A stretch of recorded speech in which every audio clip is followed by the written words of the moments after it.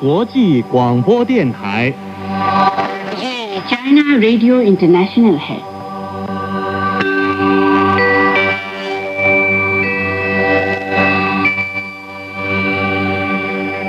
नमस्कार, ये China radio international है।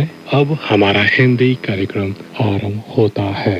आज के इस कार्यक्रम में समाचारों के बाद चीनी कहानी कार्यक्रम के तहत चीन की नीति कथाएं और चीनी उपन्यास पश्चिम की तीर्थ यात्रा प्रस्तुत किए जाएंगे।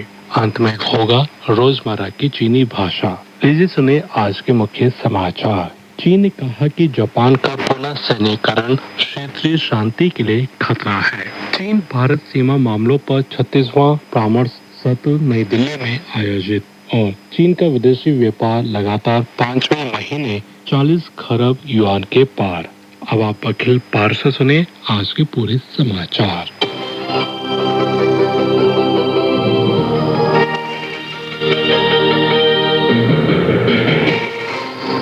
7 अगस्त को चीनी रक्षा मंत्रालय के प्रवक्ता वरिष्ठ कर्नल चिन शी ने हाल के सैन्य मामलों से जुड़े मुद्दों पर जानकारी दी। इस दौरान एक संवाददाता ने पूछा कि मीडिया रिपोर्ट्स के अनुसार जापानी समुद्री आत्मरक्षा बल ने हाल ही में टोमाहोक क्रूज मिसाइलों का वास्तविक प्रक्षेपण परीक्षण किया है। जापान के रक्षा मंत्री ने कहा कि युद्ध के बाद के सबसे गंभीर और जटिल सुरक्षा माहौल को देखते हुए लंबी दूरी की मिसाइलें जापान के लिए प्रतिरोधक क्षमता का साधन बनेंगी।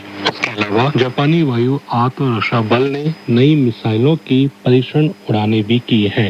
इस पर चीन की क्या प्रतिक्रिया है? इस सवाल के जवाब में chen शी ने कहा कि जापान की आक्रामक हथियारों के विकास की गति लगातार तेज हो रही है, जो बेहद खतरनाक है और क्षेत्रीय देशों के लिए गंभीर चिंता का विषय है। उन्होंने कहा कि तथ्यों से साबित हो चुका है कि जापान द्वारा पेश किया जा रहा तथा कथित पड़ोसी देशों से सुरक्षा खतरा केवल उसके शांतिवादी संविधान और वैश्विक रूप से रक्षात्मक नीति को कमजोर करने तथा पुनः सैन्यीकरण को बढ़ावा देने का बहाना है। उन्होंने कहा कि इतिहास की त्रासदियों को दोहराने की अनुमति नहीं दी जा सकती और शांति की रक्षा करना जरूरी है। चीन भारत सीमा मामलों पर परामर्श एवं समन्वय कार्यतंत्र का 36वां सत्र गुरुवार को नई दिल्ली में आयोजित किया गया। बैठक की संयुक्त अध्यक्षता चीनी विदेश मंत्रालय के सीमा एवं समुद्री मामलों की महानिदेशक हो यानची और भारतीय विदेश मंत्रालय के पूर्वी एशिया प्रभाग के संयुक्त सचिव सुजीत घोष ने की। इस बैठक में दोनों देशों की विदेश, रक्षा, गृह और आप्रवासन विभागों के प्रतिनिधियों ने भाग लिया। बैठक के दौरान दोनों पक्षों ने खुले और मैत्रीपूर्ण माहौल में रचनात्मक बातचीत की। उन्होंने चीन भारत सीमा मुद्दे पर विशेष प्रतिनिधियों की 24वीं बैठक में बनी सहमति को आगे लागू करने पर गहन चर्चा की। साथ ही दोनों पक्षों ने विशेष प्रतिनिधियों की 25वीं बैठक की तैयारियों को लेकर भी सहमति जताई। इसके अलावा बैठक में सीमा निर्धारण, सीमा प्रबंधन, संबंधित संस्थागत व्यवस्थाओं और सीमा पार सहयोग जैसे महत्वपूर्ण मुद्दों पर भी विचार विमर्श किया गया। दोनों पक्षों ने राजनयिक और सैन्य स्तर पर संवाद बनाए रखने तथा सीमावर्ती क्षेत्रों में शांति और स्थिरता को बढ़ावा देने पर सहमति व्यक्त की। चीनी राष्ट्रीय सीमा शुल्क प्रशासन की ओर से शुक्रवार को जारी आंकड़ों के अनुसार जुलाई में चीन का विदेशी व्यापार आयात और निर्यात कुल 46 खरब 60 अरब युआन रहा। इसने साल की पहली छमाही में दर्ज मजबूत विकास गति को बनाए रखा है। यह लगातार 5वां महीना है जब चीन का मासिक विदेशी व्यापार 40 खरब युआन से अधिक रहा। पिछले साल की समान अवधि की तुलना में इसमें 19.2% की वृद्धि दर्ज की है। इसमें निर्यात में 17.8% और आयात में 21.2% की बढ़ोतरी शामिल है। वहीं इस साल के पहले 7 महीनों में चीन का कुल विदेशी व्यापार आयात और निर्यात 301 खरब 30 अरब युआन तक पहुंच गया, जो पिछले साल की इसी अवधि की तुलना में 17.3% अधिक है। इसमें निर्यात 174 खरब 40 अरब युआन और आयात 126 खरब 90 अरब युआन रहा। चीन दक्षिण से उत्तर जल अंतरण निगम लिमिटेड से मिली जानकारी के अनुसार शुक्रवार तक दक्षिण से उत्तर जल अंतरण परियोजना के मध्य मार्ग के जरिए उत्तरी क्षेत्रों में कुल 80 अरब घन मीटर पानी पहुंचाया जा चुका है। इस परियोजना से हनान, हपई, थियनचिन और पेचिंग के करीब 11 करोड़ 80 लाख लोगों को लाभ मिला है। इसके अलावा जल मार्ग के आसपास स्थित 27 मध्यम और बड़े शहरों की 243 काउंटियों के आर्थिक और सामाजिक विकास के लिए भी जल संसाधन उपलब्ध कराया गया है। परियोजना के लगभग 12 वर्षों के संचालन के दौरान मध्य मार्ग ने चीन के जल संसाधन वितरण को बेहतर बनाने, लोगों के लिए पेयजल सुरक्षा सुनिश्चित करने, नदियों और झीलों के पारिस्थितिकी तंत्र को बहाल करने और उत्तर तथा दक्षिण क्षेत्रों के बीच आर्थिक विकास को बढ़ावा देने में महत्वपूर्ण भूमिका निभाई है। इससे चीन की राष्ट्रीय जल सुरक्षा को भी मजबूत समर्थन मिला है। इस साल की गर्मी की छुट्टियों में फिल्मों की लोकप्रियता बढ़ती जा रही है। लगातार 27 दिनों तक रोजाना बॉक्स ऑफिस की कमाई 10 करोड़ युआन से ज्यादा रही। कुछ लोगों का मानना है कि फिल्म देखना बस एक तरह का आराम और मनोरंजन है, जिसमें कुछ पैसे लगते हैं और यह 2 घंटे तक चलता है। असल में फिल्म सिर्फ सिंगल स्क्रीन इकोनॉमी नहीं है, बल्कि एक खरब युआन की औद्योगिक श्रृंखला है, जो सभी उद्योगों को आगे बढ़ाती है, घरेलू मांग को बढ़ाती है और वास्तविक अर्थव्यवस्था को बढ़ावा देती है। वर्तमान में बहुत से लोग फिल्म देखते हैं और खाना भी खाते हैं, शॉपिंग करते हैं या सप्ताहांत पर शॉर्ट ट्रिप पर भी जाते हैं। इस तरह एक फिल्म टिकट स्क्रीन से कहीं ज्यादा चीजों को जोड़ता है। हाल ही में 2026 चीन अंतर्राष्ट्रीय सेवा व्यापार मेले यानी सेफ्टीज के परिणामों के कार्यान्वयन पर एक मीडिया ब्रीफिंग में पेचिंग के वाणिज्य ब्यूरो ने वैश्विक सेवा व्यापार परिणामों के कार्यान्वयन को बढ़ावा देने में सेफ्टीज के मुख्य अनुभवों और नवोन्मेषी प्रथाओं का विस्तार से वर्णन किया। बताया जाता है कि 2026 सेफ्टीज 9 सितंबर को शुरू होगा और 60 से अधिक देशों और अंतर्राष्ट्रीय संगठनों ने भी अपनी भागीदारी की पुष्टि की दी है। सेवाओं का व्यापार उसकी अमूर्तता, लंबी चक्र अवधि और उत्पादन एवं उपभोग के समन्वय से पहचाना जाता है। सेफ्टीज केंद्रीकृत प्रदर्शनियों, परियोजना रोड शो, आपूर्ति एवं मांग मिलान और गहन समन्वय जैसे विभिन्न चरणों के माध्यम से विश्व भर में फैले सेवा व्यापार आपूर्तिकर्ताओं और उपभोक्ताओं को एक साथ लाता है, जिससे वे कुछ ही दिनों में कुशलतापूर्वक व्यावसायिक संबंध स्थापित कर सके। 6 अगस्त को स्थानीय समय के अनुसार चीन की चर्चित छाशान बोली में बनी फिल्म DLU का थाईलैंड के कई सिनेमाघरों में औपचारिक प्रदर्शन शुरू हुआ। चीन और थाईलैंड के बीच गहरी दोस्ती और पारिवारिक भावनाओं को दर्शाने वाली यह फिल्म एक भावनात्मक कहानी पेश करती है। फिल्म के कई महत्वपूर्ण दृश्यों की शूटिंग थाईलैंड के वास्तविक स्थानों पर की गई है। थाईलैंड और चीन के छाशान क्षेत्र के बीच लंबे समय से ऐतिहासिक और सांस्कृतिक संबंध रहे हैं। थाईलैंड में छाशान मूल के लोग की बड़ी आबादी रहती है। ऐसे में ये फिल्म वहां रहने वाले छाशान मूल के परिवारों के लिए अपनी जड़ों, पारिवारिक यादों और भावनात्मक जुड़ाव को महसूस करने का एक खास माध्यम बन गई है। कई परिवारों ने सिनेमाघरों में साथ बैठकर फिल्म देखी और पुरानी यादों को फिर से महसूस किया। संयुक्त राष्ट्र में चीनी स्थायी प्रतिनिधिमंडल के कार्यवाहक प्रभारी सुन लेई ने 6 अगस्त को दक्षिण सूडान मुद्दे पर सुरक्षा परिषद की समीक्षा में बोलते हुए देश की स्थिरता की रक्षा करने की आवश्यकता पर जोर दिया। सुन लेई ने कहा कि दक्षिण सूडान में इस साल के अंत में आम चुनाव होंगे, जो इस देश की संकीर्ण प्रक्रिया में एक महत्वपूर्ण चरण को चिन्हित करेंगे। राष्ट्रीय स्थिरता बनाए रखना मूलभूत शर्त है। चीन सभी पक्षों से शांत रहने और संयम बरतने, बल प्रयोग से बचने और स्थिति को बिगड़ने से रोकने का आह्वान करता है। मुख्य समाचार एक बार फिर। चीन ने कहा कि जापान का पुनः सैन्यकरण क्षेत्रीय शांति के लिए खतरा है। चीन भारत सीमा मामलों पर 36वां परामर्श सत्र नई दिल्ली में आयोजित और चीन का विदेशी व्यापार लगातार 5वें महीने 40 खरब युआन के पार।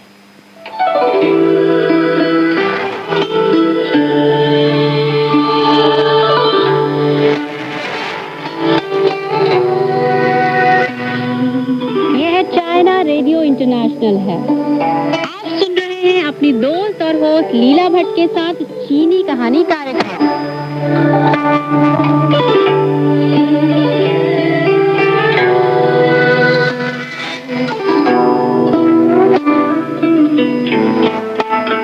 यह चाइना रेडियो इंटरनेशनल है और आप सुन रहे हैं अपनी दोस्त और होस्ट लीला भट्ट को। चीनी कहानी कार्यक्रम में आपका बेहद स्वागत है। आज के इस कार्यक्रम में मैं आपको सुनाऊंगी कहावत से जुड़ी एक और कहानी, जिसका नाम है शीजियांग नहर पर थानहुआ की कहानी। इसे चीनी भाषा में शीजियांग थानहुआ कहा जाता है। इसमें शीजियांग प्राचीन काल में थांग राजवंश की राजधानी चांगआन यानी आज उत्तर पश्चिम चीन के शांसी प्रांत की राजधानी शीयान में एक नगर का नाम है, जो शीयान के दक्षिण पूर्व में स्थित है। थांग राजवंश में मशहूर शाही उद्यान इसी जगह पर निर्मित हुआ था। शीजियांग के भीतर शीजियांग तालाब, बड़ा जंगली हंस पगोड़ा जो महाचियान मठ में स्थित है, और महाथांग हिबिस्कस उद्यान आदि दर्शनीय स्थल और प्राचीन अवशेष सुरक्षित हैं। थानहुआ तत्कालीन समय में राष्ट्रीय परीक्षा में तीसरा स्थान प्राप्त करने वाले के लिए सम्मान में एक विशेष शब्द है। तो दोस्तों, आइए सुनते हैं इस कहानी को विस्तार में।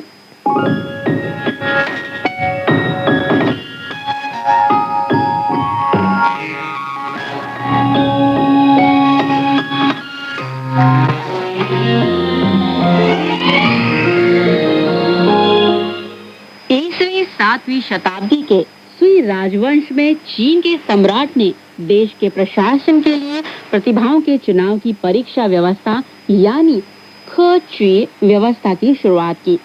इस व्यवस्था के तहत विभिन्न स्तरों की परीक्षाओं से प्रतिभाशाली लोगों का चुनाव किया जाता था और आगे उन्हें विभिन्न पदों पर नियुक्त किया जाता था। सुई राजवंश के बाद थांग राजवंश यानी वर्ष 618 से वर्ष 907 तक के समय में इस परीक्षा व्यवस्था का बहुत विकास किया गया। साधारण पढ़े लिखे लोगों को भी अधिकारियों की भांति विभिन्न स्तरीय परीक्षाओं में दाखिला होने की अनुमति दी गई और परीक्षा में पास होने पर उन्हें अधिकारी नियुक्त किया गया। चीन के थांग राजवंश में अधिकारी परीक्षा नीचे से लेकर ऊपर तक कुल 3 स्तरों की होती थी, जिनके नाम क्रमशः शिया थान, चुरन और चिनशी थे।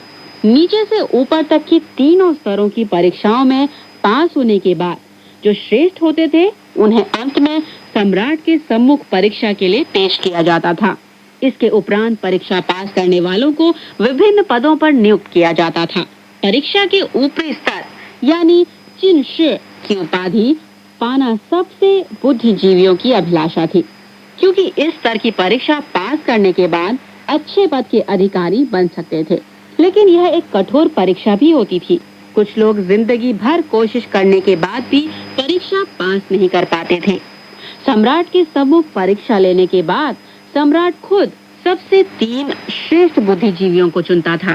पहला स्थान पाने वाले को च्यांग यान कहा जाता था, जबकि दूसरा स्थान पाने वाले को पांग यान कहा जाता था और तीसरा स्थान प्राप्त करने वाले को थानहुआ कहा जाता था। थांग राजवंश की चिनशी स्तरीय परीक्षा राजधानी चांगआन नगर में होती थी, जो हर साल के पहले महीने में शुरू होती थी और दूसरे महीने में परीक्षा के परिणाम घोषित किए जाते थे। उस वक्त चीन में वसंत ऋतु होती थी। सम्राट परीक्षा में पास हुए लोगों के सम्मान में शीजियांग उद्यान में शानदार दावत देता था। शीजियांग नहर चांगआन शहर के दक्षिण पूर्व भाग में बहती थी। नहर उद्यान के अंदर आकर घुमावदार तालाब के रूप में बहने लगी। उद्यान के पास सुंदर फूलों की क्यारियां थी। मशहूर चियान मठ, बड़ा जंगली हंस पगोड़ा और छोटा जंगली हंस पगोड़ा आसपास खड़े हुए थे। सम्राट, राज्य के मंत्री और कुलीन लोग अक्सर यहाँ घूमने आते थे। बड़ी संख्या में बुद्धिजीवी और कवि भी शीजियांग उद्यान में मदिरा पीने तथा कविता लिखने आते थे।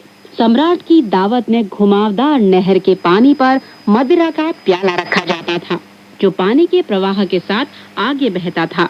मदिरा का प्याला जिस किसी चिनशी के पास रुका तो उस चिनशी को मदिरा पीने के बाद एक कविता बनानी होती थी।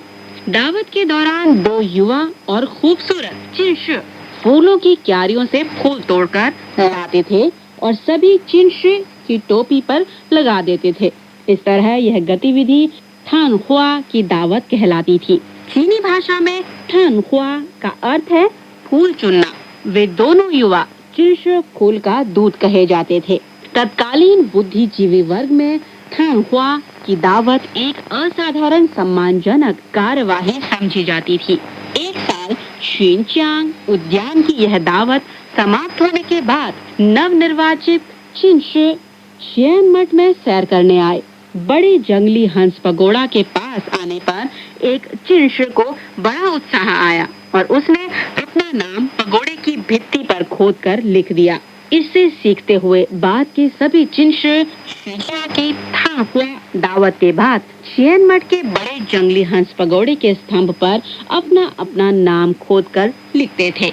जो चिंश आगे मंत्री या उच्च पदाधिकारी बनते थे, उनके नाम लाल रंग से दोबारा लिखे जाते थे। थांग राजवंश में बुद्धिजीवी लोग शीजियांग के थानहुआ दावत और बड़े जंगली हंस पगोड़े पर अपना नाम लिखना एक असाधारण गौरव समझते थे। थांग राजवंश के महान कवि पाई चुई अन्य 16 प्रतिभाओं के साथ परीक्षा में खरे उतरकर चिंश चुने गए। 17 लोगों में वह सबसे जवान थे और 27 साल के थे। उन्होंने अपनी एक कविता में बड़े गर्व के साथ अपना मनोभाव व्यक्त किया। शियन मठ के पगोड़े पर नाम लिखे हुए हैं। 17 व्यक्तियों में उम्र सबसे छोटी ही है मेरी। आज के उत्तर पश्चिम चीन के शांसी प्रांत की राजधानी शियान शहर में सुरक्षित बड़े जंगली हंस पगोड़े की भित्ति पर भी प्राचीन चिंश के नाम लिखे देखे जा सकते हैं। थांग राजवंश में अधिकारियों की नियुक्ति के लिए जो परीक्षा व्यवस्था लागू होती थी, उसने साधारण बुद्धिजीवियों को राज्य के प्रशासन के काम में भाग लेने का मौका प्रदान किया था और तत्कालीन राजवंश का प्रशासन स्तर उन्नत किया था।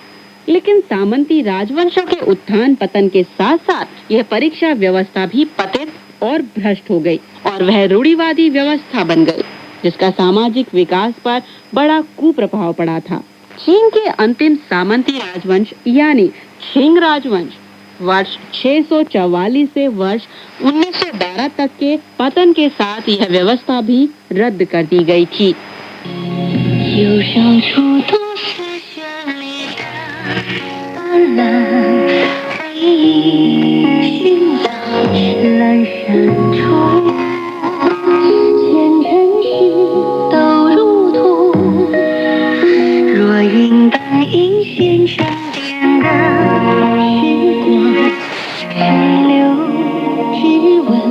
तो श्रोता दोस्तों, अभी आपने शीजियांग नहर पर थानहुआ के बारे में एक कहानी सुनी। इसे चीनी भाषा में शीजियांग थानहुआ कहा जाता है। इस कहानी में आपको शीजियांग नगर में महाशियन मठ और इसमें बड़े जंगली हंस पगोड़ा के बारे में कुछ सुनाया गया था। महाशियन मठ चीनी भाषा में ताचियन कहलाता है। इसमें ता का अर्थ बड़ा है और शियन का अर्थ है मातृ प्रेम, जबकि स का अर्थ है मठ या मंदिर। महाशियन मठ में बड़ा जंगली हंस पगोड़ा खड़ा हुआ था। चीनी भाषा में इसे तायान था कहा जाता है। इसमें ता का अर्थ बड़ा है, यान का अर्थ है जंगली हंस और था का अर्थ है पगोड़ा।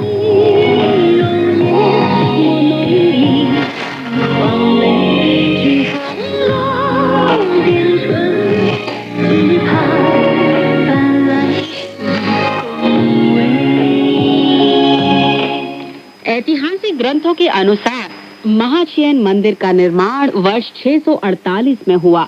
इस तरह यह लगभग 1300 वर्ष पुराना है।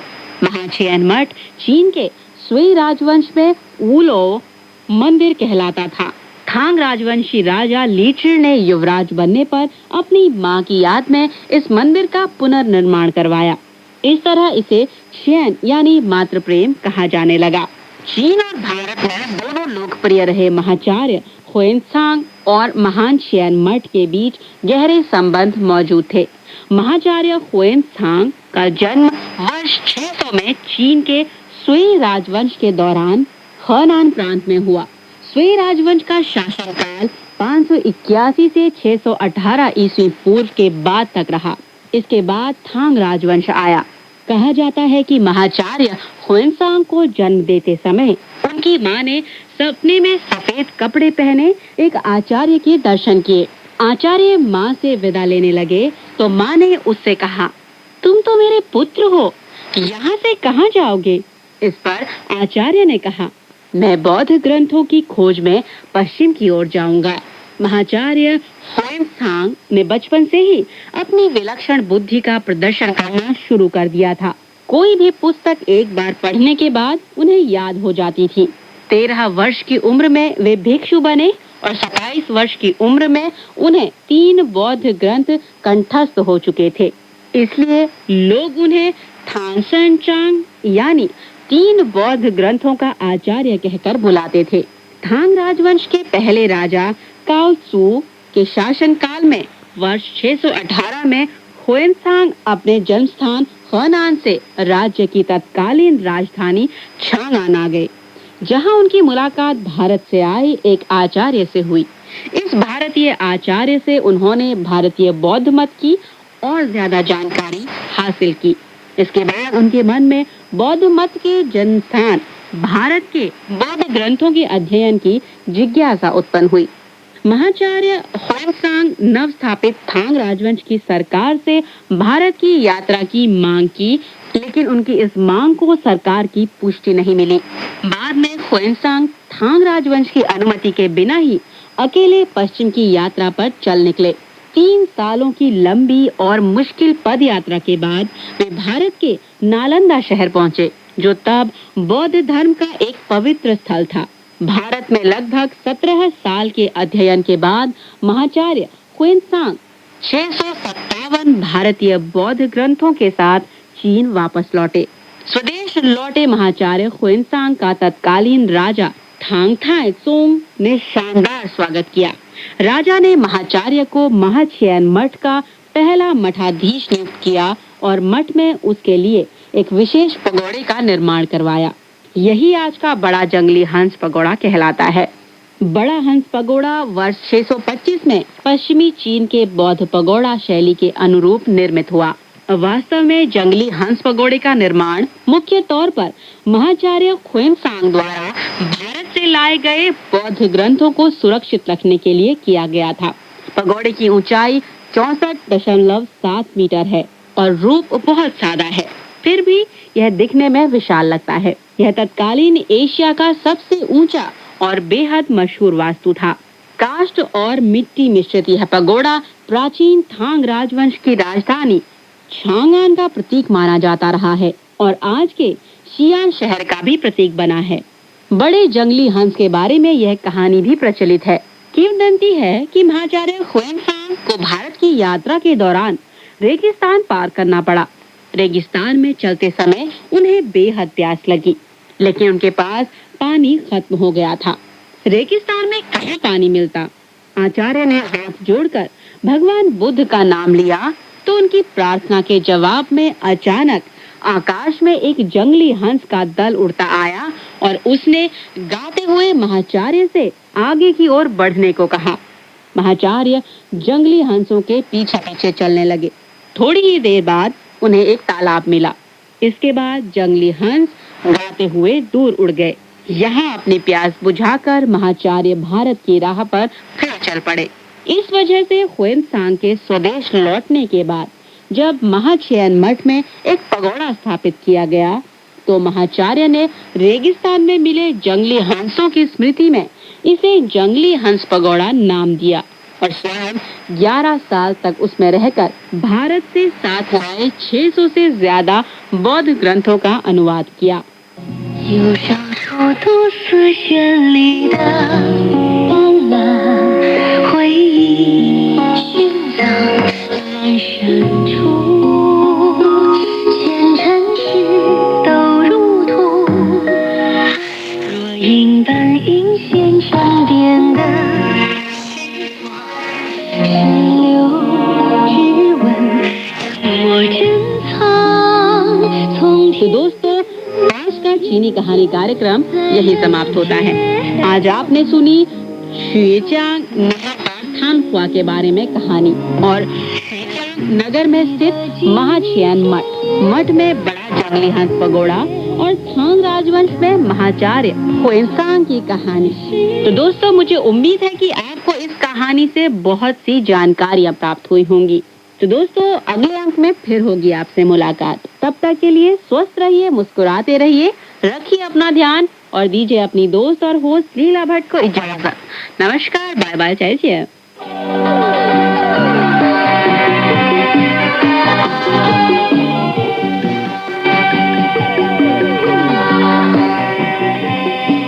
चाइना रेडियो इंटरनेशनल है। अब शुरू होता है पश्चिम की तीर्थ यात्रा महासागर का समय।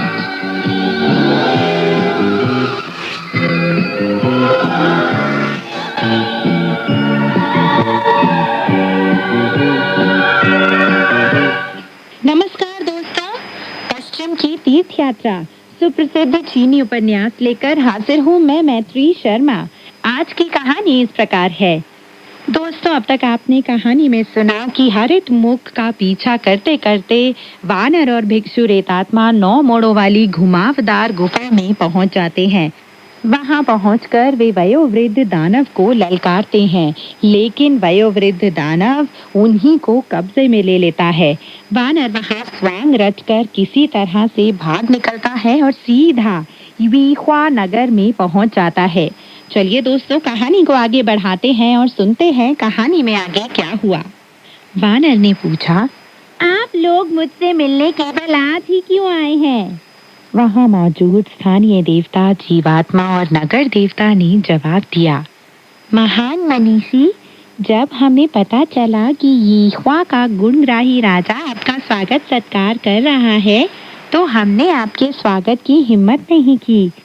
लेकिन अब जबकि राजा और उसके सुपुत्रों को राक्षसों ने बंदी बना लिया है और आप राक्षसों को दमन कर रहे हैं, हम लोग नतमस्तक होकर आपका स्वागत करने आ गए हैं। जब वानर उन्हें भला बुरा कह रहा था, ठीक उसी समय स्वर्णशीष, शास्ता और 6 तिंग और 6 च्या सेनापति एक स्थानीय देवता को वहां ले आए और वानर के सामने घुटने टेक कर बोले, महान मनीषी, हमने इस भूमिवर्ती दानव को बंदी बना लिया है। वानर जोर से चिल्लाया, तुम लोग बांस पर्वत पर मेरे गुरुदेव की रक्षा करने के बदले यहाँ आकर शोरगुल किस लिए मचा रहे हो? तिंग और च्या सेनापतियों ने जवाब दिया, महान मनीषी, वहाँ प्रेतात्मा ने आपके भाग निकलने के बाद यवनिका उत्थानक सेनापति को फिर से पकड़ लिया और रस्सी से बांध दिया। क्योंकि हम जानते थे कि उस दैत्य की तिलिस्मी शक्तियाँ बहुत दुर्दमनीय हैं, इसलिए बांस पर्वत के स्थानीय देवता को हम यहाँ उठा लाए हैं। वह प्रेतात्मा की संपूर्ण पृष्ठभूमि के बारे में पूरी जानकारी रखता है। महान मनीषी, आपसे निवेदन है कि इससे प्रश्न पूछें और इससे पता करें कि दैत्य से कैसे निपटना चाहिए और परम पावन भिक्षुओं और राजा और राजपुत्रों को उसके चंगुल से कैसे छुड़ाया जा सकता है। जब वानर ने यह सुना तो वह बहुत खुश हुआ। स्थानीय देवता ने कांपते हुए बार बार दंडवत प्रणाम करने के बाद कहा, वयोवृद्ध दानव बांस पर्वत में 2 साल पहले आया था। 9 मोड़ों वाली घुमावदार गुफा पहले केवल 6 सिंहों की मान थी। जब वयोवृद्ध दानव वहां आया तो 6 के 6 सिंहों ने अपना पितामह मान लिया था उसे। वह जो 9 मुंह वाला सिंह है, उसका नाम 9 गुने देवत्व वाला आदि मनीषी है। अगर आप उससे निपटना चाहते हैं तो आपको पूर्व में स्थित अद्भुत शिला प्रासाद में जाना होगा और वहां से उसके स्वामी को यहाँ लाकर उसी से उसका दमन कराना होगा। दूसरा कोई व्यक्ति शायद यह काम नहीं कर सकता। अब क्या था, जब वानर ने यह सुना तो काफी देर सोचने के बाद वह बोला, पूर्व में स्थित अद्भुत शिला प्रासाद उसी जगह पर है जहाँ देवलोक सम्मानित महान प्रजीवाणु परित्राता रहता है। हाँ, याद आया, उसके सिंहासन के नीचे ठीक ऐसा ही 9 मुंह वाला सिंह है।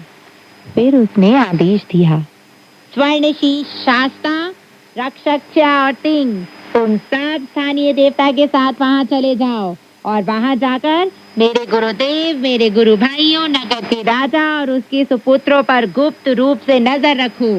नगर देवता को नगर प्राचीर और खाई की हिफाजत करनी चाहिए। जाओ, जल्दी जाओ। सभी देवताओं ने वानर के निर्देशन के अनुसार अपना अपना रक्षात्मक दायित्व संभाल लिया। महान मनीषी वानर राज ने अपने कलाबाजी मेघयान पर सवार होकर वहां से प्रस्थान किया। रात भर सफर करने के बाद जब रात का अंतिम पहर आया तो वह स्वर्ग के पूर्वी दरवाजे पर पहुंच चुका था। वहां उसकी मुलाकात स्वर्ग राजा विरूपाक्ष और उसके दैवी सैनिकों और योद्धाओं से हुई। उन्होंने दोनों हाथ जोड़कर अभिवादन किया और पूछा, कहाँ जा रहे हैं महान मनीषी? वानर ने उनके अभिवादन का जवाब देने के बाद कहा, मैं अद्भुत शिला प्रासाद में जा रहा हूँ। विरूपाक्ष ने पूछा, तुम पश्चिमी स्वर्ग के मार्ग पर आगे जाने के बदले पूर्वी स्वर्ग की तरफ कैसे आ गए हो? वानर ने जवाब दिया, जब हम वीहवा नगर में पहुंचे तो नगर के राजा ने हमारा स्वागत सत्कार किया और अपने तीनों बेटों से कहा कि वे रण कौशल सीखने के लिए हमें अपना गुरु बना ले। वहाँ हमें एक अत्यंत दुखद आश्चर्य का सामना करना पड़ा। सिंह प्रेतात्माओं के एक गिरोह से लोहा लेना पड़ा। अब मैं देवलोक सम्मानित महान प्रजीवाणु परित्राता से, जो मुख्य दानव के स्वामी हैं, यह अनुरोध करने जा रहा हूँ कि वे मुख्य दानव का दमन करके मेरे गुरुदेव को बचा लें। स्वर्ग राजा ने कहा, चूंकि आप गुरु बनना चाहते थे, इसलिए आपने सिंहों को उकसाकर फालतू में ही मुसीबत क्यों ले ली? वानर ने मुस्कुराकर जवाब दिया, आपकी बात कितनी सच है? सभी दैवी सैनिकों और योद्धाओं ने हाथ उठाकर नमस्कार किया और फिर एक तरफ खड़े होकर वानर को अंदर जाने दिया। वानर स्वर्ग के पूर्वी दरवाजे से अंदर घुसकर जल्दी ही अद्भुत शिला प्रासाद में जा पहुंचा। प्रासाद के फाटक पर एक अमर्त्य बालक इंद्रधनुषी वस्त्र पहने खड़ा था। महान मनीषी वानर को देखते ही उसने अंदर जाकर सूचना दी, स्वामी, स्वर्ग समकक्ष महान मनीषी जिसने देवलोक में हाहाकार मचा दिया था, आ गया है। जब देवलोक सम्मानित महान प्रजीवाणु परित्राता ने यह सुना तो उसने अपनी सेवा में तैनात सभी अमर्त्यों को आदेश दिया कि वे बाहर जाकर वानर का स्वागत करें और उसे प्रासाद के अंदर ले जाएं। देवलोक सम्मानित महान प्रजीवाणु परित्राता एक 9 रंगे कमल सिंहासन पर असंख्य मंगलकारी किरणों के बीच बैठा हुआ था। जब उसने वानर को देखा तो वह उसका अभिवादन करने अपने सिंहासन से नीचे उतर आया। वानर ने उसे नीचे से ही नतमस्तक होकर प्रणाम किया।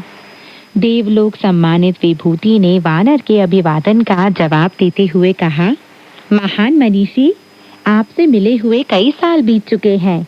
मैंने यह जरूर सुना है कि आपने बौद्ध धर्म स्वीकार कर लिया है और फिलहाल आप पश्चिमी स्वर्ग से धर्म सूत्रों को लाने के लिए थांग महाभिक्षु को सुरक्षा दे रहे हैं। मैं सोचता हूँ आप अपने उद्देश्य में जरूर सफल हो गए होंगे। वानर ने जवाब दिया, अभी सफल नहीं हुआ, पर जल्दी ही हो जाऊंगा। मैं थांग महाभिक्षु को वीहवा तक सुरक्षित ले जा चुका हूँ। वहाँ के राजा ने अपने तीनों राजकुमारों से कहा कि वे मुझे और मेरे दोनों गुरु भाइयों को रण कौशल सिखाने के लिए अपना गुरु धारण कर ले। उन्होंने हमारे तीनों तिलिस्मी शस्त्रों की नकल तैयार करने का आदेश भी जारी कर दिया। लेकिन एक दिन आधी रात में जब हमारे शस्त्र चुरा लिए गए तो हमें बड़ा ही आश्चर्य हुआ। मैंने उनकी तलाश शुरू कर दी है। अगले दिन मुझे पता चल गया कि उन्हें तेंदुआ शीर्ष पर्वत की बाघमुख गुफा के निवासी एक सुनहरे बालों वाले सिंह प्रेतात्मा ने चुरा लिया है। मैंने उसे चकमा देकर हथियार वापस ले लिए। इस पर उस प्रेतात्मा ने कुछ बाकी सिंह प्रेतात्माओं के साथ मिलकर मुझसे घमासान युद्ध किया। उनमें से एक 9 मुंह वाला सिंह भी था जो असीम तिलिस्मी शक्तियों से लैस है। वह मेरे गुरुदेव, शूकर राजा और उसके तीनों बेटों को बांस पर्वत पर मौजूद 9 मोड़ों वाली घुमावदार गुफा में ले गया है। जब भिक्षु रेतात्मा और मैं अगले दिन उनकी तलाश करने निकले तो वह हमें भी उठा ले गया। उसने मुझे रस्सी से बांधकर लाठी से इतनी बार पीटा कि मेरे लिए गिनना भी मुश्किल हो गया। भाग्यवश मैं अपनी तिलिस्मी शक्ति के बूते पर वहां से भाग निकला। बाकी लोग अब भी वहीं यातनाएं भोग रहे हैं। जब मैंने स्थानीय देवता से पूछताछ की तो मुझे पता चला कि आप उसके स्वामी हैं। देवलोक सम्मानित विभूति, इसी कारण मैं आपसे विनती करने आया हूँ ताकि आप उस दुष्ट सिंह का दमन कर दें और उन लोगों की जान बचा लें।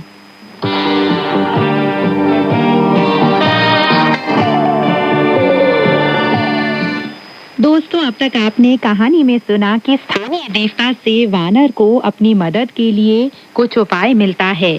स्थानीय देवता वानर को बताता है कि वानर को पूर्व में स्थित अद्भुत शिला प्रासाद में जाना होगा और वहां से वयोवृद्ध दानव के स्वामी को यहाँ लाकर उसी से उसका दमन कराना होगा। यह सुनकर वानर बहुत खुश होता है और सीधा निकल पड़ता है। चलिए दोस्तों, कहानी को आगे बढ़ाते हैं और सुनते हैं कहानी में आगे क्या हुआ।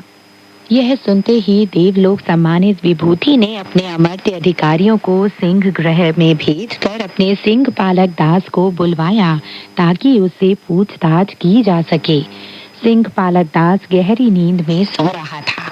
उसे जगाने के लिए अधिकारियों को उसे जोर जोर से झकझोरना पड़ा और घसीट कर मुख्य महाकक्ष में लाना पड़ा। देवलोक सम्मानित विभूति ने उससे पूछा, 9 मुंह वाला सिंह कहाँ है? दास ने आंसू भरे आंखों से बार बार दंडवत प्रणाम किया और बोला, माफ करे, मुझे माफ करे। देवलोक सम्मानित विभूति ने कहा, महान मनीषी सुन यहाँ आए हुए हैं, इसलिए मैं तुम्हारी पिटाई अभी नहीं कराऊंगा। तुम्हें तुरंत अपनी लापरवाही की वजह बतानी होगी, जिसकी वजह से 9 मुंह वाला सिंह यहाँ से भाग निकला है। सिंह पालक दास ने जवाब दिया, स्वामी, मुझसे भूल हो गई स्वामी। मैंने महासहस्र ब्रह्मांड स्थित मधुर तुहिन प्रसाद से एक सुराही मदिरा चुराकर पी ली थी। यह जाने बिना कि इसका असर क्या होगा, मैं नशे में चूर हो गया। उसी दौरान वह सिंह अपनी जंजीर खोलकर भाग निकला होगा। देवलोक सम्मानित विभूति ने कहा, वह मदिरा तो मुझे परमपिता लाओ जी ने दी थी। वह चक्रीय मधुरस कहलाता है और उसे पीकर तुम 3 दिन लगातार सोते रहे होगे। सिंह को भागे हुए कितने दिन हो गए हैं? महान मनीषी वानर बोला, स्थानीय देवता से तो यह पता चला है कि वह 2 साल पहले वहां चला गया था, जिसका मतलब यह हुआ कि इस बात को 2 साल या उससे ज्यादा समय हो गया है। देवलोक सम्मानित विभूति ने मुस्कुराकर कहा, यह ठीक है। देवलोक के प्रसादों का एक दिन मृत्युलोक के 1 वर्ष के बराबर होता है। सिंह पालक को संबोधित करते हुए उसने कहा, उठो, मैं तुम्हें माफ कर दूंगा, लेकिन तुम्हें महान मनीषी सुन और मेरे साथ मृत्युलोक में जाकर उसे फिर से पकड़ना होगा। बाकी सभी अमर्त्य वापस लौट सकते हैं। आप में से किसी को हमारे साथ जाने की जरूरत नहीं है। देवलोक सम्मानित विभूति, सिंह पालक दास और महान मनीषी तीनों ही मेघयान पर सवार होकर सीधे बांस पर्वत पर जा पहुंचे, जहां 5 क्षेत्रों के शास्ता, 6 तिंग, 6 च्या और पर्वत के स्थानीय देवता सभी ने नतमस्तक होकर उनका अभिवादन किया। वानर ने पूछा, आपके संरक्षण के दौरान मेरे गुरुदेव को कोई हानि तो नहीं पहुंची? देवताओं ने जवाब दिया, प्रेतात्मा इतने गुस्से में था कि उसे नींद आ गई। उसने किसी को कोई यातना नहीं दी। देवलोक सम्मानित विभूति ने कहा, मेरा आदि मनीषी एक सच्चा जीव है, जिसने दीर्घ काल से महापंथ को आत्मसात किया है। उसकी एक ही पुकार ऊपर 3 मनीषियों के पास और नीचे पाताल लोक में पहुंच जाती है। वह हल्के फुल्के ढंग से किसी की जान नहीं लेता। महान मनीषी सुन, आप उसके फाटक पर जाइए और उसे युद्ध के लिए ललकार कर बाहर निकाल लाइए, ताकि हम उसे पकड़ लें। यह सुनते ही वानर गुफा के मुंह की ओर लपका। वह अपना दंड घुमाता जा रहा था और जोर जोर से गाली गलौज करता रहा। उसने बार बार चिल्लाकर कहा, अरे ओ पापी प्रेतात्मा, मेरे आदमियों को वापस करो। अरे ओ दुष्ट आत्मा, मेरे आदमियों को वापस करो। लेकिन वयोवृद्ध दानव तो गहरी नींद में सो रहा था, इसलिए उसकी तरफ से कोई जवाब नहीं आया। वानर अपना धैर्य खो बैठा और पूरे जोर से लोहदंड घुमाता हुआ फाटक तोड़कर अंदर जा घुसा। गाली गलौज का सिलसिला अब भी जारी था, लेकिन तभी उस बूढ़े दैत्य की नींद खुली और वह बहुत ही ज्यादा गुस्से में खड़ा हो गया और जोर से चिल्लाया, ठहरो, मैं तुम्हें सबक सिखाने आ रहा हूँ। उसने अपने 9 के 9 मुंह हिलाए और जबड़ा खोलकर वानर को दबोचना चाहा। वानर एकदम पीछे मुड़ा और भाग खड़ा हुआ। प्रेतात्मा उसका पीछा करता हुआ गुफा से बाहर निकल आया और जोर से चिल्लाया, बचकर कहाँ जाओगे लुटेरे वानर। वानर ने एक ऊंची चट्टान की चोटी पर खड़े होकर मुस्कुराते हुए कहा, तुम इतने खूंखार बनने की जुर्रत कैसे कर सकते हो दुष्ट दानव। अरे मूर्ख, तुम्हें यह समझने की अक्ल भी नहीं कि तुम्हारी जिंदगी खतरे में है। क्या तुम यह नहीं देख रहे कि तुम्हारे स्वामी यहाँ आ चुके हैं। वानर का पीछा करता हुआ दानव जैसे ही चट्टान पर पहुंचा, देवलोक सम्मानित विभूति ने एक मंत्र पढ़ा और जोर से चिल्लाया, मैं आ गया हूँ मेरे नन्हे आदि मनीषी। अपने स्वामी को पहचानते ही दानव ने हथियार डाल दिए और चारों पैरों को जमीन पर पसार कर दंडवत प्रणाम किया। तभी सिंह पालक दास दौड़कर उसके पास जा पहुंचा और उसकी गर्दन के बाल पकड़कर सैकड़ों मुक्के मारता हुआ बुरा भला कहने लगा, अरे ओ दुष्ट जानवर, तुम भाग क्यों गए थे? तुमने मुझे भारी मुसीबत में डाल दिया। सिंह चुपचाप खड़ा रहा। उसे अपनी जगह से हिलने की भी हिम्मत नहीं हुई। सिंह पालक ने मुष्टि प्रहार करना केवल तब तक बंद नहीं किया जब तक उसकी मुट्ठी थक नहीं गई। जब पशु की पीठ पर किम खाप का काठी वस्त्र उड़ा दिया गया हो तो देवलोक सम्मानित विभूति उस पर सवार हो गया और उसने ऊंचे सुर से प्रस्थान का आदेश दिया। रंग बिरंगे बादलों से ऊपर उठकर वह सीधा अद्भुत शिला प्रासाद में लौट गया। आसमान की ओर मुंह करके देवलोक सम्मानित विभूति को धन्यवाद देने के बाद महान मनीषी वानर राज ने गुफा में प्रवेश किया। उसने पहले यीहुआ के राजा को, फिर सांचांग को और तब शूकर भिक्षु रेतात्मा और तीनों राजकुमारों को आजाद कराया। इसके बाद उन्होंने आराम से गुफा की तलाशी ली और वहां मौजूद सभी चीजों को बाहर निकाल लिया। शूकर कुछ सूखा झाड़ झंझाड़ उठा लाया, जिसके ढेर गुफा के सामने और पीछे की तरफ लगा दिए गए। फिर उनमें आग लगा दी गई, जिससे 9 मोड़ों वाली घुमावदार गुफा अग्नि ज्वालाओं में भस्म होते एक वीरान भट्टे जैसी दिखाई देने लगी। वानर ने सभी देवताओं को लौटा दिया। स्थानीय देवता को आदेश दिया कि वह इस जगह की हिफाजत करता रहे और शूकर और भिक्षु रेतात्मा से अनुरोध किया कि वे अपनी तिलिस्मी शक्तियों का इस्तेमाल करके राजा और उसके तीनों बेटों को वापस ले जाएं। वह खुद थांग महाभिक्षु को सहारा देकर उसे नगर में वापस ले गया। वे लोग जल्दी ही नगर में लौट गए। महारानी और अधिकारी गण उनके स्वागत के लिए बाहर निकल आए। अब अंधेरा होने लगा था। सभी लोगों के लिए एक शाकाहारी भोज का आयोजन किया गया। श्रद्धेय धर्माध्यक्ष और उसके शिष्यों के सोने की व्यवस्था उस दिन भी धुंध मंडप में कर दी गई। राजा और उसके बेटों ने राजमहल के रिहायशी कक्षों में आराम किया। अगले दिन राजा ने एक अन्य शानदार शाकाहारी भोज के आयोजन का आदेश दिया। राजमहल के सभी छोटे बड़े अधिकारियों ने अपना आभार व्यक्त किया।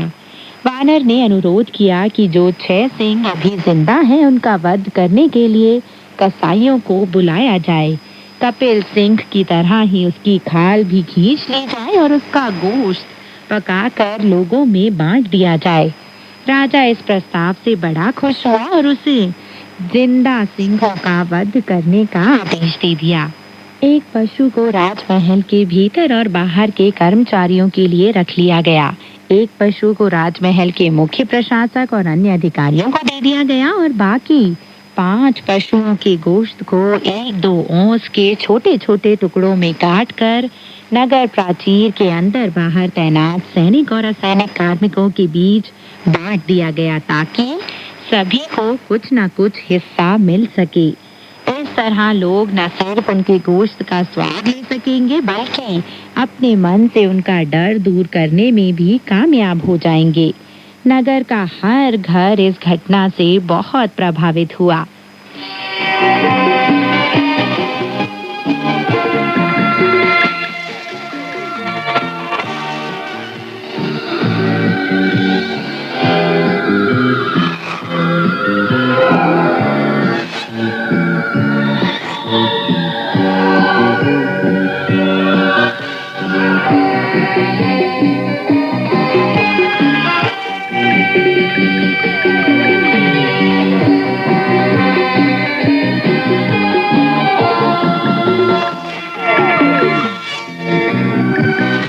तो दोस्तों, आज की कहानी यहीं तक।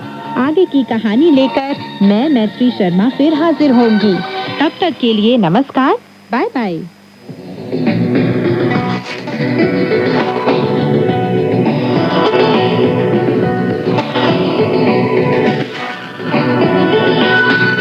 用你的母语学汉语，每日汉语。 मातृभाषा में चीनी सीखें रोजमर्रा की चीनी भाषा। 用你的母语学汉语，每日汉语。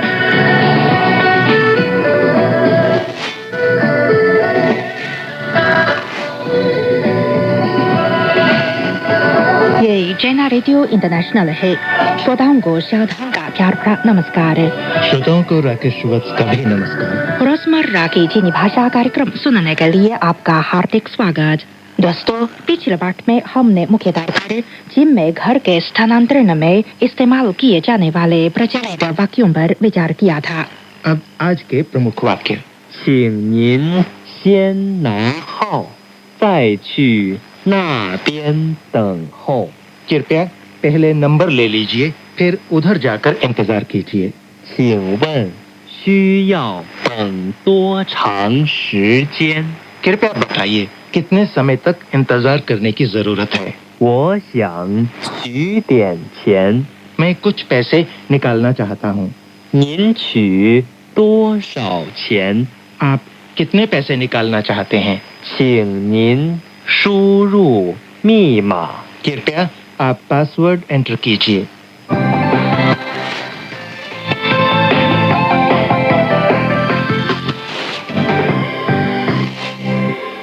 शाओथांग जी, चीन में अदायगी का तौर तरीका हमारे देश से भिन्न है। कुछ हफ्ते पहले मेरा टेलीफोन का नंबर बंद हो गया था। बताया गया कि मैंने टेलीफोन बिल जमा नहीं किया है, पर मुझे बिल कभी भी नहीं मिला। आपने सही कहा। जिम में एक विशेष निश्चित तिथि के भीतर बैंक में बिल जमा करना होता है। मसलन माह के अंत में हमें भी कभी कोई बिल प्राप्त नहीं होता है। अच्छा, जब मैं बैंक में बिल जमा करने जाऊं, तब वहाँ वे मुझसे क्या कहेंगे? बैंक में जाने पर आमतौर पर वे आपसे कहेंगे, 请您先拿号，再去那边等候。 请您先拿号，再去那边等候。 请 कृपया 请 您 यानी कि आप 您 先 पहले 先 ना लेना 拿 号 नंबर 号 再 फिर 再 去那边 उधर जाना 去那边 等候 इंतजार करना 等候。请您先拿号再去那边等候。请您先拿号，再去那边等候。कृपया पहले नंबर ले लीजिए, फिर उधर जाकर इंतजार कीजिए। आइए सुने आज के बाद की पहली बातचीत। 请您先拿号再去那边等候。好的，谢谢。 अच्छा, शाओथांग जी, बैंक में अक्सर ज्यादा ग्राहक नजर आते हैं, बिल्कुल, बैंक में बहुत व्यस्तता रहती है, इसलिए कितने समय तक इंतजार करने की जरूरत है ये पूछना अत्यावश्यक है। चीनी भाषा में ये सवाल कैसे पूछा जाता है? आप इस तरह पूछ सकते हैं, 请问需要等多长时间？请问需要等多长时间？请问 कृपया बताइए। 请问需要 जरूरत 需要等 इंतजार 等 多长时间 कितना समय? ये वाक्य हमने पहले सीखा था। 多长时间？请问需要等多长时间？请问需要等多长时间？ कृपया बताइए कितने समय तक इंतजार करने की जरूरत है? आए अब सुने आज के पाठ की दूसरी बातचीत। 请问需要等多长时间？大概半个小时。 ठीक है, पर सबसे पहले मुझे बैंक से कुछ पैसे निकालने हैं, तो इस बात को मैं कैसे कहूँ? आप कह सकते हैं 我想取点钱。我想去点钱。मैं 我 想 चाहना 想 取यहाँ पर लेने या निकालने का अर्थ है। 取 点का अर्थ है कुछ। ठीक है, 点 钱 पैसा। 钱 我想取点钱 मैं कुछ पैसे निकालना चाहती हूँ। 我想去点钱 मैं कुछ पैसे निकालना चाहता हूँ। आए सुने आज के पाठ की तीसरी बातचीत। 您好，你好，您办理什么业务？我想取点钱。 राकेश जी, वे आपसे पूछेंगे आप कितने पैसे निकालना चाहते हैं। 您取多少钱？取多少钱？您 आप 您取 निकालना 取多少 कितने 多少 钱 पैसे 钱？ 您取多少钱 आप कितने पैसे निकालना चाहते हैं। 您取多少钱？取多少 का मतलब भी यही है जो 您取多少钱 का है। इसलिए यदि आप 10,000 yuan निकालना चाहते हैं तो आप कह सकते हैं 1,000 yuan। अच्छा, ये काफी आसान है, हिंदी की तरह ही है। आइए सुने आज के बाद की चौथी बातचीत। 您取多少钱？ 1万元。 वन चीनी भाषा में एक आंकड़ा इकाई है और इसका अर्थ है 10,000। 10,000 के लिए चीनी में कहा जाता है 1,000 और 20,000 के लिए 2,000 और इसी तरह 30,000 के लिए 3,000 और बड़ी संख्या बढ़ने के लिए सबसे पहले गुणांक शब्द पढ़ा जाता है। सबसे बड़ी संख्या से कमतर कम संख्या बढ़ी जाती है। जैसे 13,570। हिंदी में हम इसे ऐसे पढ़ेंगे 13,570। कुछ कठिन है। 13,570। धीरे धीरे समझ में आएगा। बैंक में पैसे निकालते समय काउंटर के दूसरी ओर बैठा हुआ व्यक्ति अंत में आपसे कहता है 请您输入密码 यानी कि कृपया आप पासवर्ड एंटर कीजिए। 请你输入密码。请 कृपया 请 您 आप 您输入 अंदर करना 输入密码 पासवर्ड 密码。请您输入密码请您输入密码。कृपया आप पासवर्ड एंटर कीजिए। आए अब सुने आज के बाद की 5वीं बातचीत। 请您输入密码。好的。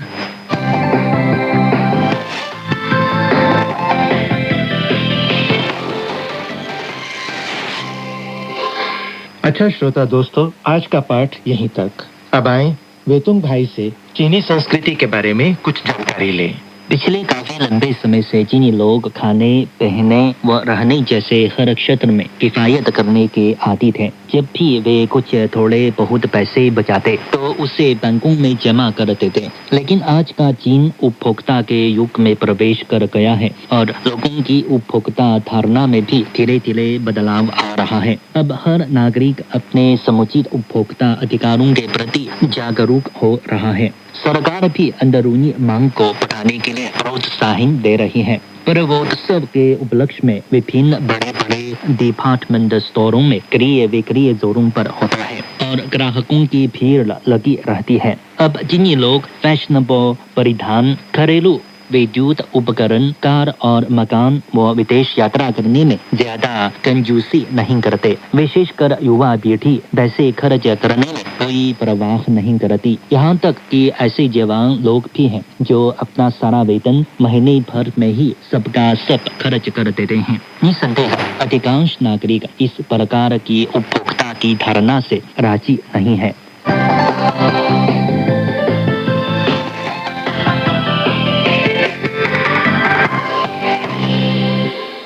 अच्छा, आज का पाठ यहीं तक। अब राकेश वत्स और शाथांग को आज्ञा दें। नमस्कार। नमस्कार।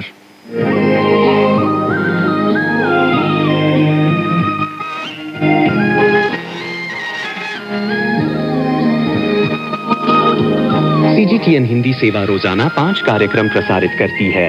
हमारा पहला कार्यक्रम भारतीय समय के अनुसार सुबह 8:30 से 9:30 बजे तक, दूसरा कार्यक्रम संध्या के 6:30 से 7:30 बजे तक, तीसरा कार्यक्रम रात के 8:30 से 9:30 बजे तक, चौथा कार्यक्रम रात के 9:30 से 10:30 बजे तक और पांचवा कार्यक्रम रात के 10:30 से 11:30 बजे तक प्रसारित होता है।